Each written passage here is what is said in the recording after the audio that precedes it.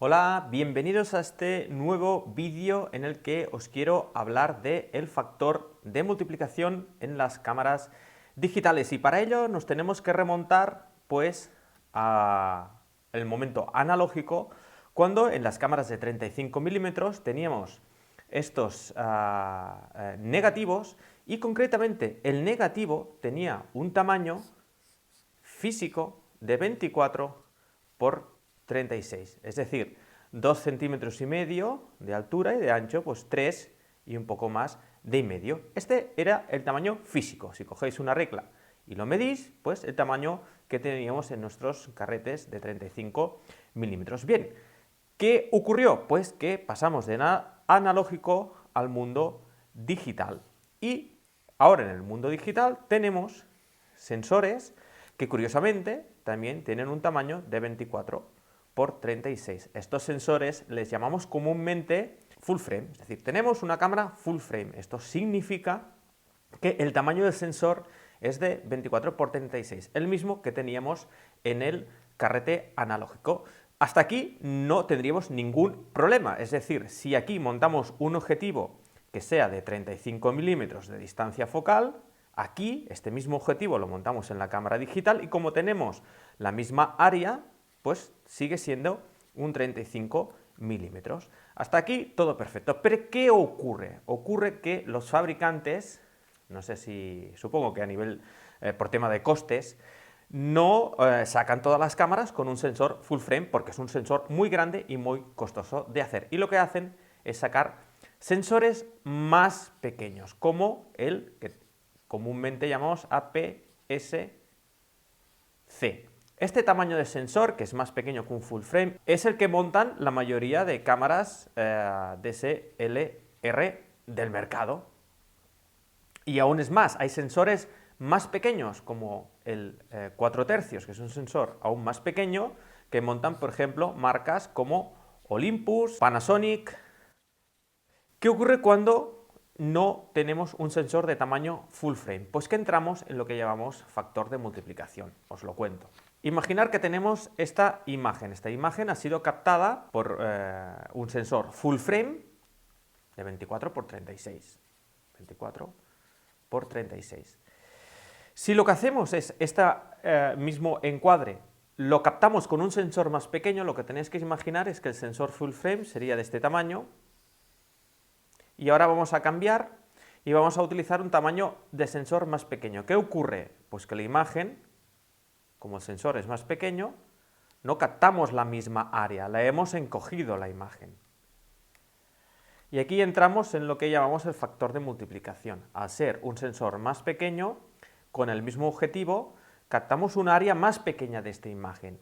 Lo que ocurre es que multiplicamos la distancia focal.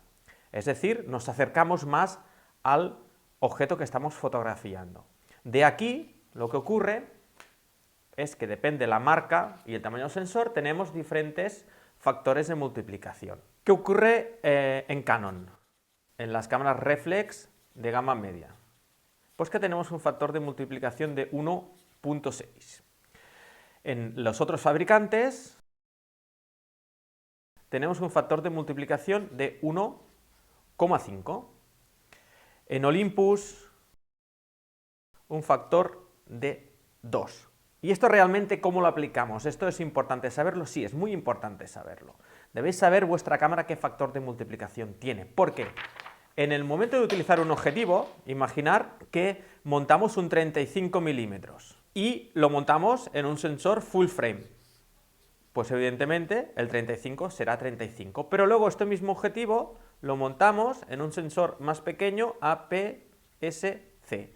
El 35 queda multiplicado por 1,5, ya habéis visto, o 1,6 o por 2 si fuera un micro 4 tercios. Pero bueno, vamos a hacer el caso de que lo multiplicamos por 1,5 y viene a representar que nos quedamos con un 50 milímetros. En tu objetivo, en el diseño del objetivo, donde tenemos la zona de enfocar, aquí te pondrá 35 milímetros. ¿De acuerdo? Tendrás tu objetivo y pondrá 35 milímetros, pero realmente no lo será, sino que será un 50 milímetros. ¿Por qué es importante? Porque si en un libro de fotografía os estamos diciendo que el 35 milímetros es una distancia focal muy utilizada en fotoreporteros o en street photography, lo que no puede ser es que os compréis un 35 y lo montéis en vuestra cámara de sensor más pequeño, porque no sería un 35, sería un 50 y estaríais engañados. Si queréis un 35 en tamaño APS-C, os tenéis que comprar un 23 milímetros, porque 23 por el 1,5 pues nos da aproximadamente 35 milímetros.